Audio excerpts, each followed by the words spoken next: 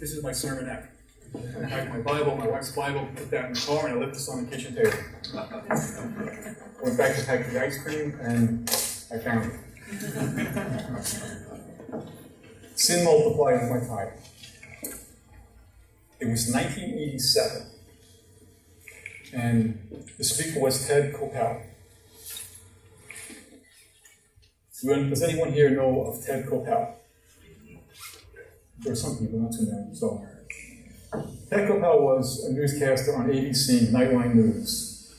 Back in 1987, he was asked to give a commencement address to the Duke University of North Carolina.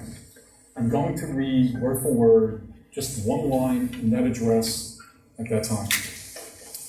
What Moses brought down from Mount Sinai were not the 10 suggestions. They are commandments, period. Are, comma, not were. First Deuteronomy chapter 6 and verse 7 says the following, and thou shalt teach them diligently unto thy children, and shalt talk of them when thou sittest in thy house, when thou walkest by the way, when thou liest down, and when thou risest up. 10 commandments, not suggestions. Verse 4 are how we should worship, honor God, respect His name, and the Sabbath day. Last 5 are how we deal with people. How we deal with basically the world. What about this one? This is the 5th. This is the commandment that we just basically read, which is honor thy father and thy mother. They shall teach the children, all right, all the 10 to obey their parents and to obey these 5. If you break this, you break some of these as well. And you also dishonor God at the same time. What motivates a person to sin and to see the results the sin produces, and the reason for doing this, so our understanding is to see what happens when we sin and what we sometimes produce as a result of our sins. So, what I'm going to basically discuss, all right, and go through is David and Bathsheba. 2 Samuel 11:1 is where it starts. It has to be warm weather because this is the time when the kings go to battle. All right. So David sent an army to go battle the Ammonites, but he did not go with them. He stayed back in Jerusalem. It was evening. It was probably warm, and he was getting up on the top of his rooftop to look at the sunset. Look at the city of Jerusalem and the beautiful sunset. And his eyes happened to fall upon some woman taking a bath. She might have been partially clothed, may not have been, all right. But it didn't just stop there, and he didn't look away. What happened was, he wanted to find out who she was. Now, he already had many wives. If this person is single, it sounded like he wanted to add her to his harem.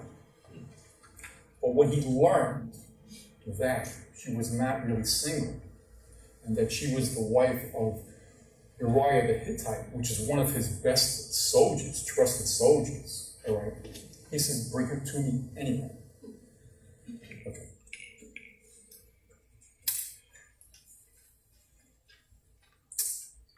David considered her to have exceptional beauty, and that's the reason why he wanted her brought to him. Now, in Matthew 5:27 and 28, we have, you heard that it was said to those of old, you shall not commit adultery. But I say to you that whoever looks at a woman to lust for her has already committed adultery with her in his heart. Before she even arrived, David committed adultery. All right. David also broke the 10th commandment because he coveted, because he wanted her. And we continue. So, because of his messages, he sent them to get her. So by the time this takes place, most likely there's a possibility she may have even gone to sleep. So there's a knock on the door. Hello, who's this? Is this the house of Uriah the Hittite? Yes, what can I do for you? This is at night, right? We're looking for Bathsheba. King David has sent us to bring her to him. We don't know why. Okay? Be honest. She doesn't know why either. Why?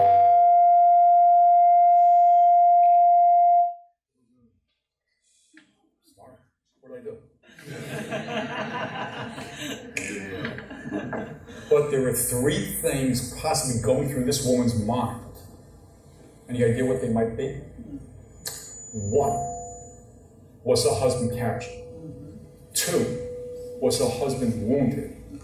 Or three, was her husband killed?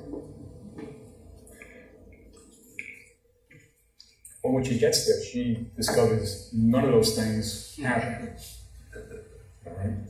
Now, we know from the Bible itself what it says, that David did not attack her. All right? Therefore, maybe he told her how beautiful he thought she was, all right? And maybe she agreed to spend the night with him, or maybe she was being ordered to, and she basically felt like she should. But anyway, she did. A one-night stand. He couldn't marry her, because she was already married. So the servants that brought her most likely escorted her back, because she had to get back before the sun would rise, before people would come out and maybe see her walking around by herself. So anyway, time progresses. And while this time progresses, something happens which doesn't happen. She discovers she's having a baby. So now she sends another message to King David. I'm going to have a baby. He had to be shocked because first of all, it was a one-night stand. Right? And second of all, what do I do now? All right? According to the law, you will be stoned. Bathsheba will be stoned because she committed adultery as well. She's the one having the baby. Her husband's on the battlefield. How did this occur? Well, King David thought about it. I know. I'll have her husband come back, let him go spend a night with her, and then go back to the front to fight. So he summons back Uriah. So Uriah, how is everything going? We're advancing. That's good. Any injuries? Not too many. That's good too. God is with us. And nighttime comes. He says, why don't you go down and spend the night with your wife? But Uriah, being the soldier that he is, felt it's not right for him to do that. He really did. Because why should he have the comforts of home, his wife, when everybody else is on the battlefield fighting? That didn't work. Second night, David invites him to dinner, and he gets him intoxicated. And still under the intoxication, he stands his ground. He doesn't go. Following morning, David gives him his death sentence. It's handed to him, sealed. Give this to Joab. He gets back and he gives it to Joab. And what does Joab do? He follows the instructions. He arranges for him to be killed. And now he does. All right? So now what happens? Well, Bathsheba finds out her husband is killed, all right, and she mourns him. David, right now, has no choice. He has to marry her. So he marries Bathsheba. And this is when it really starts to get interesting. Because now God sends Nathan to tell David the story of the rich man, the poor man, the visitor, and a little lamb. And we know what that story is. That this rich man had everything, and the visitor was coming, so he wanted to give him a nice meal, and he takes this poor man's lamb and he presents it to him as a meal. And King David, we also know, was very upset with that. And his own words were this. The man deserves to die, and we'll have him repay fourfold because he had no pity. So by David's own words, he convicts himself because Nathan tells him this: you are that man. Wow.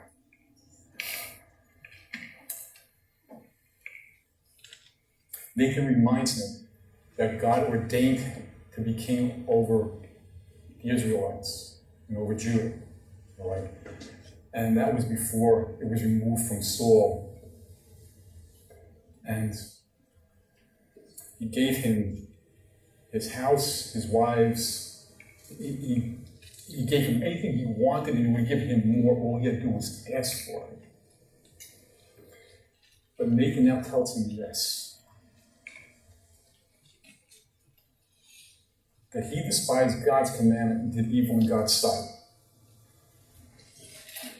Nathan now also tells him God will raise up evil against thee out of his own house, and the Lord was going to take David's wives and give them to his neighbor, and he would not lie with them before the sun went down. And he would lie with them before the sun went down. That word neighbor is a close companion, a brother, a friend, family member. And what happened? In 2 Samuel 16:21-22, Absalom went to his father's wives in the sight of all Israel. And that's what happened. David lost his wives and his son had them. Right? Now, 2 Samuel 12:14 states this, howbeit, because by this deed thou hast given great occasion to the enemies of the Lord to blaspheme, the child also that is born unto thee shall surely die. And the reason the child has to die is because if that child lives, that child will be a bastard child. And that is where the enemies would mock God and the kingdom of Israel because of their behavior. And that could not be. Right. David's house is also cursed with violence because of what he did. So the baby was born sick, and David fasted for 7 days. And all his fasting could not change God's mind, and the baby died. So now an innocent child who didn't ask to be born died because their relationship was adultery. Right. Now, what motivates a person to sin? Right. Let's look at these results that sin produces. Right. The first commandment David broke was he disobeyed his father and his mother because they taught him the 10 Commandments. The second commandment he broke was the 10th because he saw something that was not his and he wanted and he coveted it. The third commandment he broke was adultery, and that was even before she came to him. All right. The fourth commandment, all right, was he arranged for a murder of an innocent person that didn't know anything and that was loyal to him. And the fact that he was trying to create an illusion that if Uriah did come back and spent the night with his wife, that would have been a lie, because David was really the father. So you can see the sin is multiplied from one to another, to another, to another. The only thing David didn't do was break 3 of them. All right? He disrespected God's name because of what he did. All right? Now,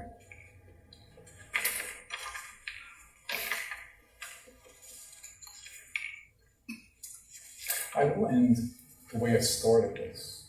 I will read that same quotation, all right, from Ted Koppel. What Moses brought down from Mount Sinai were not the 10 suggestions. They are commandments, are and not were.